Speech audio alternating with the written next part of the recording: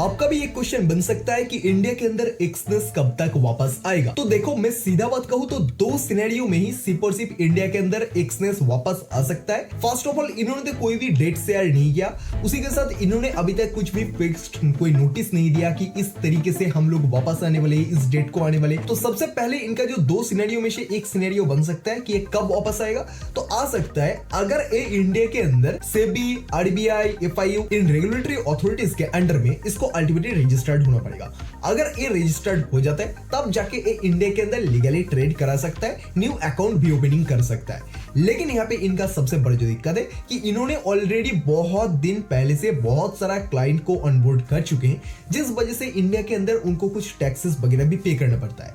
लेकिन अल्टीमेटली वो सब कुछ पे करने का चक्कर में अगर देखा जाए तो फिर पुराने दिनों का बहुत सारा टैक्स उस हिसाब से बच रहा है। सो उस बेसिस पे हो भी सकता है कि उनका जो प्लानिंग है वो प्लानिंग है कि हम लोग वहां पे रजिस्टर्ड नहीं होंगे, तो सिर्फ और सिर्फ ओल्ड जो हमारा क्लाइंट्स है उन्हीं क्लाइंट्स को हम लोग सर्विसेज देंगे, न्यू ऑनबोर्ड स्टार्ट नहीं करेंगे। दूसरा जो सिनेरियो बन सकता है कि वो किसी दूसरा एंटिटी या फिर दूसरा कोई भी ब्रांडिंग के नाम से वो इंडिया के अंदर वापस आ सकता है। फॉर एग्जाम्पल अगर बात करूं तो नया एक एप्लीकेशन आई होगा, आपको पता होगा वो जो एप्लीकेशन है वो एप्लीकेशन अल्टीमेटली एक्सनेस का ही एक entity change and branding change करके उसको इंडिया के अंदर लाया गया है कि नहीं, ये किसी को भी नहीं पता। सो हो सकता है कि वो प्लेटफॉर्म जो है इंडिया के अंदर आया ही है एक्सनेस का ऑल्टरनेट के हिसाब से। तो गाइस, यही दो बेनली सिनेरियो बन सकता है जो दोनों सिनेरियो के अंदर इंडिया के अंदर एक्सनेस फिर से लौट सकता है, लेकिन ये बहुत ही ज्यादा मुश्किल है। फर्स्ट जो सिनेरियो था कि उसको रजिस्टर्ड होना पड़ेगा, रजिस्टर्ड अगर होने के लिए जाएंगे, अभी हमें जो ब्रोकरेज कम देखने के लिए मिल रहा है, ये ब्रोकरेज बहुत ज्यादा हाई हो जाएगा, जहां पे हम लोग अभी के इस टाइम पे एक्सचेंज के अंदर एक बिटकॉइन के अंदर $15 का ब्रोकरेज फीस पे करते हैं। वहां पे हो सकता है कि अल्टीमेटली हमें एक बिटकॉइन पे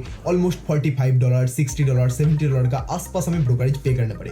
तो उस हिसाब से एक्सचेंज को जिस वजह से हम लोग पसंद करते हैं कि इसका ब्रोकरेज सबसे ज्यादा लो है, तो उस तरीके से आप इसको लाइक नहीं करोगे तो एक्सचेंज को ज्यादातर क्लाइंट से छोड़ के चले जाएंगे दूसरा किसी ब्रोकर पे। तो ये उनके लिए सबसे बड़ा एक नेगेटिव चीज हो सकता है अगर वो इंडिया के अंदर रजिस्टर्ड हो जाता है तो फिर। लेकिन गाइस, आपको क्या पता है कि एक्सनेस सबसे ज्यादा लोएस्ट ब्रोकरेज चार्जिंग प्लेटफॉर्म नहीं है। इंडिया के अंदर अभी भी एक ऐसा प्लेटफॉर्म है जो प्लेटफॉर्म एक्सनेस से 60 to 70% लेस ब्रोकरेज फीस के साथ आपको यहाँ पे ट्रेडिंग करने का मौका देता है। वो प्लेटफॉर्म का नाम है डू प्राइम, जो मैं गाइस पर्सनली यूज करता हूं।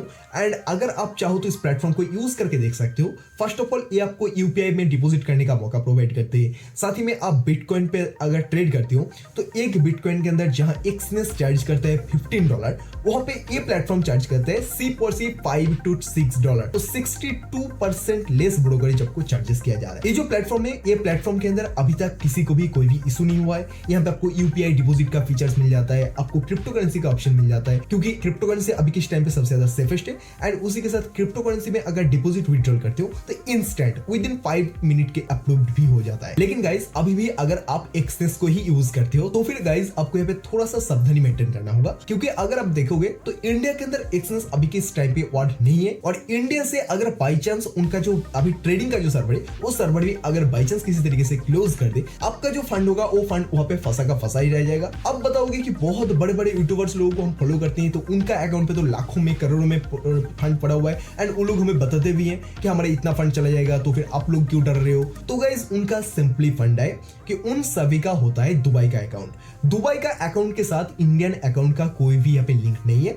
आप जो ट्रेड करते हो वो आप इंडियन अकाउंट में करते हो। तो सजेस्ट करना चाहूंगा कि अगर आप लोग ट्रेड कर ही रहे हो, ब्रोकरेज मैक्सिमम दे रहे हो, यूपीआई के थ्रू डिपॉजिट करने का ऑप्शन आपको नहीं मिल रहा, तो फिर आप ऐसा प्लेटफॉर्म को ट्रस्ट कैसे करोगे। तो मैं आपको जो सजेशन दूंगा कि आप लोग डू प्राइम के अंदर ट्रेड एग्जीक्यूट करके देख सकते हो।